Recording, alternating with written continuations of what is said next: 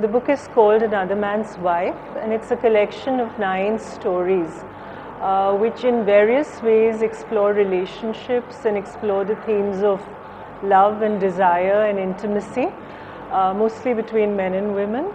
And these are stories which are based across India. They don't, in the sense that I don't belong to a particular place. I've worked in many different places, and each of them has been a source of inspiration. So the title story, which is actually a novella, is based in tribal South Gujarat, where I did my first job, and it's about the relationship of a tribal woman with a contractor at the dam site, and he sort of buys her. There's shades of that Robert Redford film in it, but it's more a comparison of mainstream India with tribal India in terms of attitudes to love and sex. And there's another story called Ripe Mangoes, which I'm very fond of personally, which is set in Bengal. And there are various stories in the collection, and most of them are about infatuation, about love, about illicit attractions. They're also about relationships within families, relationship between classes of people, between servants and masters. And it's really my attempt to capture the India I've seen in the 20 years of my working life, and to sort of bring out the beauty of the various ways in people react. And some of them are set against political backgrounds, against the conflicts which we see in our times. Like there's a story set in Kashmir, there's another story set in Punjab, which deals with the issue of female feticide. And but they're essentially relationship stories set against a political or a social issue. That's how I would describe it. And I think they're good reading too. I'd say they play a sort of tangential role. It's not direct. Like the story in Kashmir, for instance, it's set in a houseboat, and there's a loss of livelihood. So it's not talking about the conflict, it's talking about the loss of the tourist business and how that works on people's lives, how it works on the relationship between a husband and a wife. And it's just juxtaposed against another couple who had visited from Chennai on their honeymoon. So it's a story of two couples, but it's also the story of the country. It's just that these are not direct, head-on political stories. These are stories about the people inside social or political conflicts, because inside of a trauma, you're still a person. You're still dealing with your human responses. You're not saying, I'm a newspaper heading, what am I supposed to do? So that's where the stories are coming from.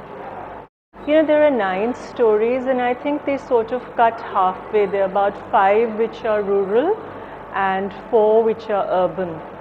So it's a sort of half and half, but even the urban stories are not really, they're Mufasal town stories. They're not very urban, though there is one set in Goa which has the sort of, it has a sharp urban tone, and there's another set in Delhi. But on the whole, these are stories which are quieter, I'd say. Yeah, I would say so. 15 to 20 years I've worked in the field of development in the environment, and a lot of the issues that concern me are woven into these stories. Again, very subtly. I'm not sort of, I don't have an agenda. I'm just trying to understand what happens, what makes someone kill unborn daughters, or you know, what makes a servant in a Delhi household, a Nepali servant, kill the owners. So there are things that happen which spark off a thought process in me. So these are not very judgmental stories. I'm not taking a stance, but in my own way, I am trying to understand what happens between classes of society. They are largely fictionalized. I don't really write too much about my life. There are 2 kinds of authors. As you know, some of them, some authors find their own lives very compelling. I have led a very ordinary life, and I don't find it material for fiction. What interests me is other people's lives. So, and I don't sort of borrow from people I know, but the settings are borrowed, the questions I ask in my stories are borrowed, and you know, one little bit of a character may be borrowed from here or there. I may have picked up someone I met in Bangladesh and put her in a story set around Lucknow. So there are these little bits of, you know, fact which sparked it off, but I would say they're 95% fiction. You wouldn't find that person anywhere in that form. Yes, I would say a lot of them are based in the 80s, though it wouldn't say that all of these stories are from the 80s. There's some which would seem far more contemporary, but say roughly from the 80s to the 2010, like now. But there is a feel of the, you know, when I was growing up, that was the late 80s or the early 80s. So some of that time is there in the story, but a lot of it is very contemporary as well. You know, the point at the back of my head is that all love is good. And somehow these stories, in each in their own way, find out what love does to a situation.